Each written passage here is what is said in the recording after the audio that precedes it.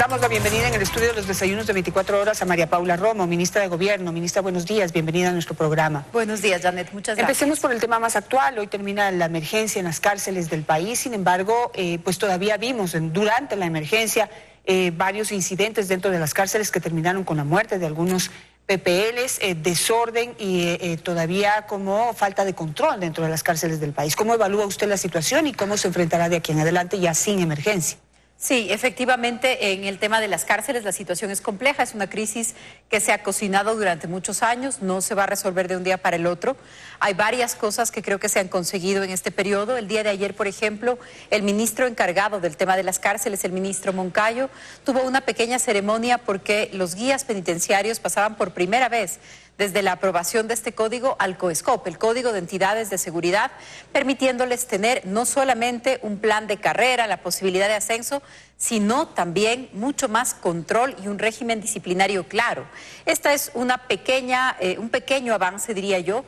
Hay otros que se han dado, pero la decisión de ampliar o no el estado de excepción depende del presidente de la República y hoy en la mañana nos ha convocado a varios ministros relacionados con el tema para evaluar precisamente esta situación y tomar una decisión respecto de la emergencia. O sea, existe esa posibilidad de extenderla. De acuerdo a la ley, ¿cuánto más podría durar? Esa posibilidad existe, todavía la emergencia puede extenderse mientras exista una justificación, una motivación. En este caso, la emergencia fue autorizada por la Corte Constitucional y en cualquier momento, me refiero en un tema conceptual, no a esta en particular, sino en general, la Corte Constitucional o la propia Asamblea Nacional, de considerar que no existen méritos para una emergencia, pueden interrumpirla. Entonces, es un proceso que está regulado, hoy lo vamos a analizar, el presidente de la República recibirá nuestros reportes y evidentemente tomará una decisión. Ahora, esta emergencia pues se determinó para tomar algunas decisiones que ayuden a tomar el control de las cárceles del país, como por ejemplo dotar a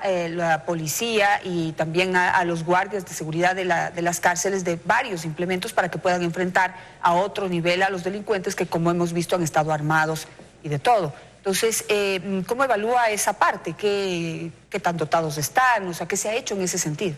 Sí, no solamente dotar al personal, sino además la infraestructura de las propias cárceles, en muchos casos destruida, en muchos casos los sistemas de seguridad de las cárceles también afectados, pero en eso precisamente está trabajando el ministerio encargado, el ministerio que ejecuta las inversiones de la emergencia es el ministerio de esta rama. Entonces el ministro Moncayo seguramente podrá dar más detalles, pero se está haciendo. En el caso de la actividad de apoyo en materia de seguridad que da la Policía Nacional, ha sido un periodo complicado, violento. La policía ha hecho su mejor esfuerzo, está en las zonas de máxima seguridad y en algunos casos hemos modificado la estrategia. Por ejemplo, en las zonas más peligrosas de las cárceles, en donde hay lugares para las personas de difícil adaptación, se les llama en el sistema, en estos lugares la policía se ha colocado con francotiradores en las zonas de los techos para poder evitar o reducir al mínimo el contacto directo con las personas privadas de libertad que tienen comportamientos en extremo violentos.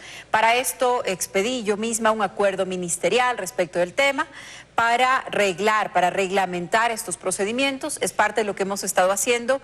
Es un tema integral que, por cierto, el Ministerio del Ramo le reporta periódicamente a la Defensoría del Pueblo y también al organismo técnico de control. Entonces, yo creería que el día de hoy, a propósito de este plazo que va a ser analizado durante la jornada, el día de hoy también tendremos alguna evaluación más general en donde se mire de manera integral el sistema. Hay decenas de centros penitenciarios en el país y creo que en algunos también han habido mejoras. Construcción de comedores, el tema de los guías penitenciarios, hay un llamado para incorporar cientos de guías adicionales al sistema, así que creo que todo eso será reportado en su momento y va a presentarse y ser parte de la evaluación de hoy. ¿Qué falta para tomar un control, digamos, para poder realmente cambiar la imagen de las cárceles? Bueno, las cárceles aquí y en cualquier lugar del mundo, o al menos en los países en donde tenemos una población carcelaria significativa, hay problemas. Las organizaciones, para entrar más en el tema de seguridad, lo que estamos viendo en materia de seguridad dentro de las cárceles no es solamente un problema de gestión del sistema penitenciario, es un problema de enfrentamiento entre organizaciones delictivas que tiene un capítulo fuera de las cárceles y que tiene uno dentro de las cárceles, pero dentro la violencia que hemos visto, la que se vio en los últimos meses, también está relacionada a ese enfrentamiento entre organizaciones delictivas. Ese es un factor, por supuesto, el hacinamiento es otro factor. Ojalá también el Consejo de la Judicatura, con la creación de jueces de garantías penitenciarias, sea una herramienta adicional para poder trabajar en el tema del hacinamiento. Hay temas que son legislativos, es un panorama muy amplio y efectivamente en las cárceles también hay una parte de la violencia y de la violencia delictiva de las organizaciones criminales contra las que también combatimos fuera de las cárceles. El combate que el gobierno, que el Estado ecuatoriano le plantea a las organizaciones delictivas tiene también un correlato, lamentablemente, en el sistema penitenciario, en donde hemos visto parte de estos enfrentamientos. Ahora, parte del problema, usted lo acaba de mencionar, es el hacinamiento, y ese no solamente viene de parte del incremento de la delincuencia o de la situación de delincuencia en nuestro país, sino también de las leyes. Es decir, ¿ustedes han presentado o qué esperan de determinadas reformas para poder evacuar gente de la cárcel que tal vez no debe estar ahí? Sí, además de evacuar los casos en donde eso fuera necesario, es muy importante separar. Los delitos más graves tienen que ser sancionados de la manera más dura, más estricta y probablemente con el menor número de beneficios. Esto es para los delitos más graves. Para quienes cometen delitos más leves hay que concentrarse en un sistema que efectivamente se parezca más a la rehabilitación, como su nombre y en teoría se supone pretende la privación de libertad, o es una de las pretensiones. Entonces, la clasificación, la separación es un desafío. Luego, procedimientos más rápidos, más expeditos, también es algo fundamental. La Asamblea Nacional se encuentra tratando una reforma al Código Orgánico Integral Penal, resultado de varios proyectos que están ahí. Ojo, porque también hay que discutir cómo hacemos para que todo tipo de delitos se sancionen. Los más graves, por supuesto, los delitos contra la vida, contra la integridad personal, contra la integridad sexual, los delitos de corrupción. Veamos si todos los delitos de corrupción también son sancionados con la misma efectividad en el sistema. Hay una discusión importante sobre política criminal que creo es indispensable, y en el marco del Acuerdo Nacional también esperamos hacerla. Estamos coordinando con la Administración de Justicia en lo que sea necesario, con los gobiernos seccionales, en un proceso que también avanza muy bien. Hablando de gobiernos seccionales, ¿cómo avanzan los acuerdos en este caso, con el gobierno seccional de Guayaquil, con la alcaldía de Guayaquil, en donde se visibilizó una especie de polémica por el control de la seguridad precisamente dentro de la ciudad? Sí, yo creo que la intención no ha sido la polémica, lo que sí hemos tenido es algunas diferencias que se están superando. De hecho, creería que si todo avanza según lo planificado, este día jueves firmaríamos ya el convenio no solamente con el municipio de Guayaquil, sino también con el de Quito, y ojalá en los próximos días con cientos de municipios en el país. En algunos temas los aspectos van a ser generales, la recomendación a los municipios de aprobar ordenanzas que permitan controlar el orden público, el espacio público, los horarios de expendio de bebidas, multar a los libadores en la calle. Este tipo de cosas van a ser generales. En otras ciudades vamos a tener cierta especialidad dependiendo de las circunstancias de esa ciudad, de su tamaño, del comportamiento delictivo, porque hay ciudades con una población muy alta pero que no tienen el mismo índice de delincuencia que otras más pequeñas que son más violentas. Entonces, en algunos términos generales vamos a tener un convenio marco para los municipios, en otros vamos a trabajar asuntos específicos, como en el caso de Guayaquil y Quito, que espero que para el final del día jueves sean 2 convenios ya firmados. De lo que pude leer y, digamos, la aspiración, por ejemplo, en el gobierno local de Guayaquil, en la alcaldía de Guayaquil, es tener cierto control sobre el control de la delincuencia, es decir, que puedan tener determinado espacio para actuar. Entiendo que con fuerza pública, con la fuerza pública del municipio. ¿Eso es posible? Bueno, en el marco de las competencias de cada uno, claro que sí. Es decir, un funcionario del municipio, de cualquier municipio, un agente municipal, no puede realizar una detención. Pero un agente municipal debería poder, eso depende también de las ordenanzas, debería poder multarle a alguien, debería poder sacar a alguien que está, por ejemplo, trabajando con la policía, por supuesto, en un espacio público. Aquí hemos tenido el caso en Quito también de personas que se han tomado veredas completas. Entonces, hay regulaciones que sí hacen parte del municipio. Los municipios tienen que ayudarnos a trabajar en el control de la convivencia, el tema del ruido, el tema de los desórdenes en la vía pública. Eso es parte del trabajo del municipio y la policía hará su trabajo. Crimen organizado, por ejemplo, es un trabajo de la Policía Nacional, de inteligencia. Lo que hemos hecho ayer en Guayaquil es probablemente el mejor ejemplo de eso. Ese es un caso en el que, por supuesto, ni la competencia ni la responsabilidad le corresponde al municipio. No es orden público, no es regulación del espacio, es crimen organizado y necesita entrar la Policía Nacional. Pero hay otros aspectos en donde se puede colaborar y lo vamos a hacer en el marco de las competencias de cada uno y creo que vamos a tener buenos resultados. Antes de entrar de lleno en el caso ocurrido ayer, quisiera saber cómo se ha avanzado en en los últimos meses en torno a la polémica de que si la policía puede actuar o no en un caso en donde hay un delincuente que está atacando infraganti a un ciudadano o está actuando de una manera, es decir, está cometiendo un delito en ese momento, porque se abrió la polémica de que la policía no puede actuar, no puede disparar, por ejemplo, en contra de una persona que está atacando a otra, porque se podría ver en mayores problemas que el mismo delincuente. Se ha aclarado esa situación que se veía como inverosímil, pero realmente en las normas y leyes había determinadas dudas. Sí, hay que ser muy cuidadosos no solamente con lo que dice la ley, sino con las interpretaciones que luego se convierten en verdades repetidas. Y también hay que tener cuidado con no irnos de extremo a extremo. No queremos una policía que saque una pistola para cada momento del día. No queremos una policía que dispare como respuesta a cualquier inconveniente.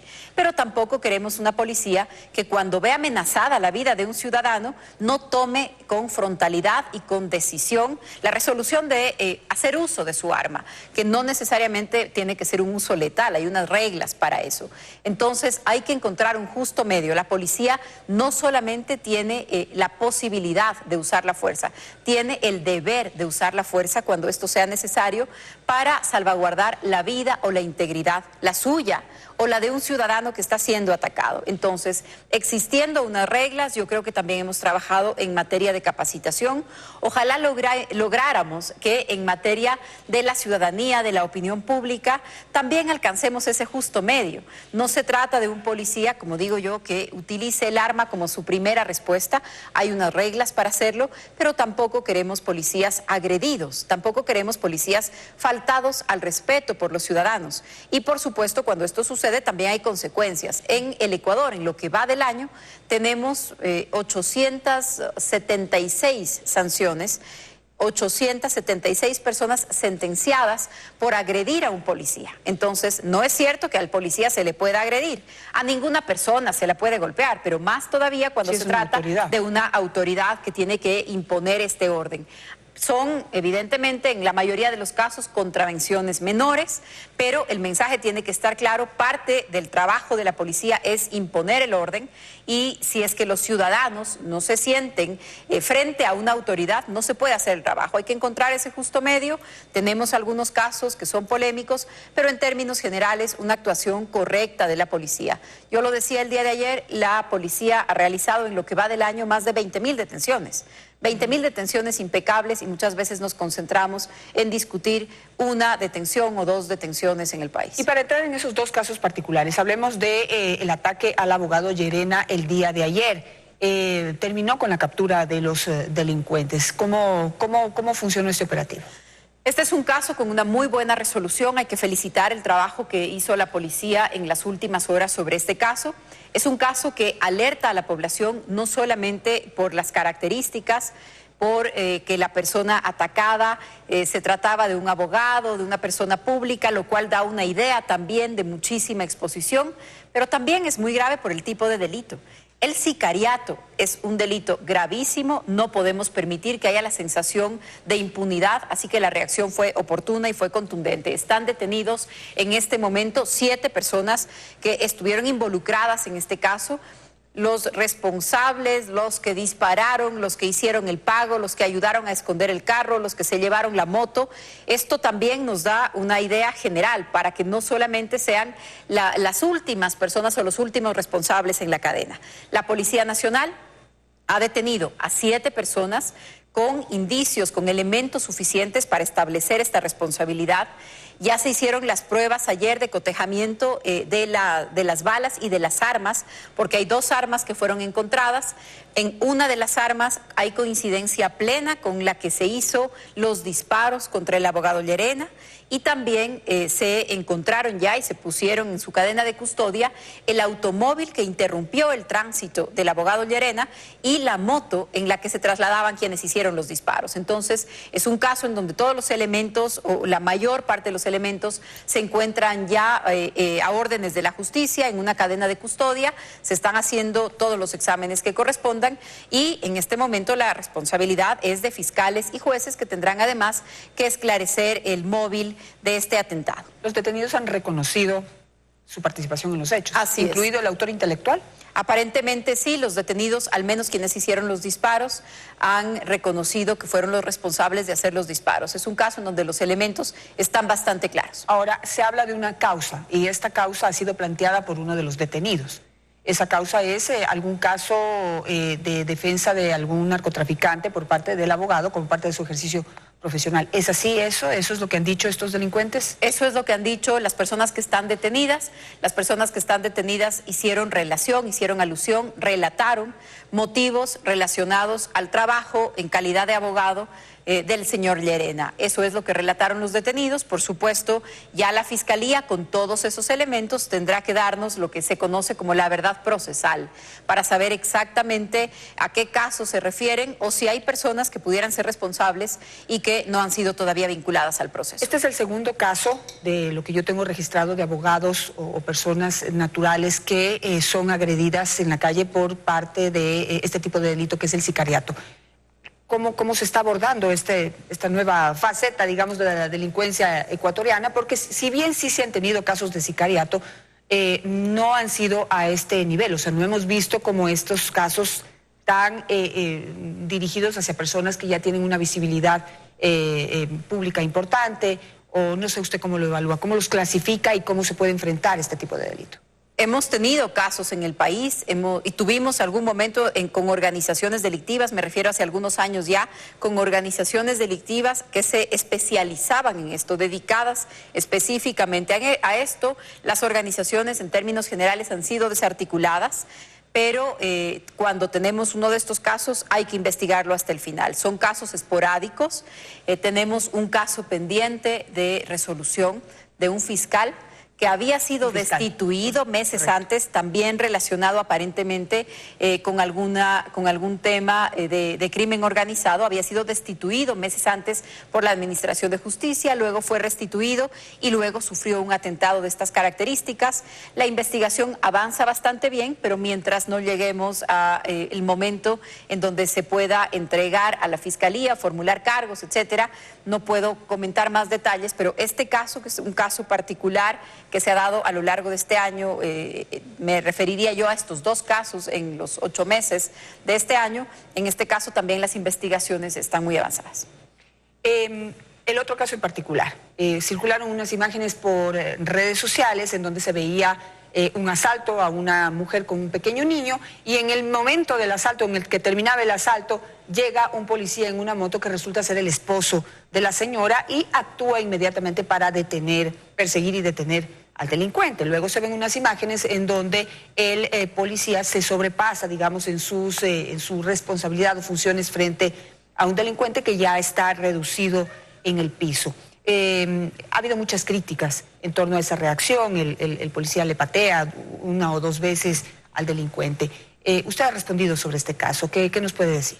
Sí, me refería a este caso el día de ayer en estos términos. Esto no es un procedimiento normal, no es parte del procedimiento, no es un procedimiento regular, no es lo que esperamos que haga todos los policías, pero tampoco vamos a convertirlo en un caso para convertir al servidor policial en un chivo expiatorio de un asunto de procedimiento. Nosotros vamos a recordarle cuál es el procedimiento.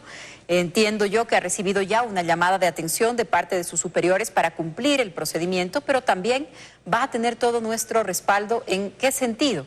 En el sentido de que fue amenazado por la persona detenida. La persona detenida se dio vuelta y le dijo: cuando salga te mato. Le dijo, cuando salga te mato al policía.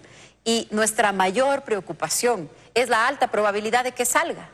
La alta probabilidad de que salga porque tiene 3 detenciones anteriores y ninguna sentencia.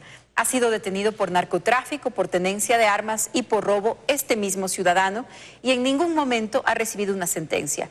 Entonces, lo que realmente tenemos que preocuparnos, además de que el policía cumpla con los procedimientos en adelante, cosa que ya se le ha advertido por parte de sus superiores, además de eso, tenemos que preocuparnos de que el ciudadano detenido sea sentenciado por cometer un delito, que no se sienta prevalido de amenazar a un policía y que además, en este caso, no vaya a ser que antes le sancionamos al policía que al ladrón. Creo que hay que poner las cosas en su proporción, respaldar el trabajo de la policía y, como decía hace un momento, no pasar de un extremo a otro. No queremos policías que tengan miedo de hacer su trabajo y tampoco queremos policías que hagan su trabajo excediéndose en los procedimientos. Hay que encontrar un justo medio y, de hecho, yo creo que la policía lo tiene, así actúa. Lamentablemente, a veces nos concentramos en los casos que están en los extremos. Tal vez también hay que tomar en cuenta, sin querer justificar esa actitud del policía, pero hay que tomar en cuenta también que se trataba de su esposa. Así es. Entonces, es un elemento caso más que hay que excepcional, analizar, ¿no? Es un caso excepcional. Él profiere esta amenaza luego de haber robado a su esposa, a su hijo. Creo que hay que mirarlo en su justa proporción. Tengo 2 preguntas más. Le ruego responderme lo más rápido posible por cuestiones de tiempo, pero el fiscal que estaba llevando el caso de la ambulancia que ingresó ilegalmente a la cárcel de Guayaquil se abstuvo de acusar a los implicados en ese caso. ¿Qué reacción puede tener usted? Gravísimo, lo he dicho ayer en rueda de prensa, la fiscal que estaba encargada del caso se abstuvo de acusar, es decir, después de lo que todo el país vio, después de que detuvimos a decenas de personas vinculadas a esto, algunas fuera de la cárcel, algunas dentro de la cárcel, la fiscal encargada dice que no pasó nada y que nadie es responsable. Vamos a poner la queja correspondiente, necesitamos ser notificados, esto acaba de suceder, vamos a poner la queja correspondiente en las instancias correspondientes y entiendo yo que tanto la fiscal provincial como la fiscal general conocen del tema y tomarán las medidas necesarias para que este caso no quede en la impunidad. Pero ¿será denunciada la fiscal? Sí, lo vamos a tramitar ante las instancias que corresponden, que es el Consejo de la Judicatura. Por último, caso gravísimo y preocupación en toda la ciudadanía de Quito por el robo, el secuestro de una niña de apenas 2 años en el centro de Quito. Ahí tenemos la fotografía. Anaí, hay una búsqueda pues total dentro de la ciudad y ahora el país. ¿Cómo avanza este caso, ministra? Sí, esperamos poder darles buenas noticias pronto. No puedo darle detalles todavía, pero avanzamos con la investigación. Tenemos algunos elementos sobre este caso y espero darles buenas noticias muy pronto. No puedo comentarle más porque sí, es una investigación que está en curso y efectivamente es un caso muy delicado en el que estamos poniendo todo nuestro esfuerzo. Me quedo, pero entonces con la esperanza de que nos podría dar una buena noticia en las próximas horas. Esperamos que sí. Esperamos, porque todos somos Anaí. Al regresar del corte nos acompañará Mary Zamora, subdirectora de Unidad Popular. Junto a ella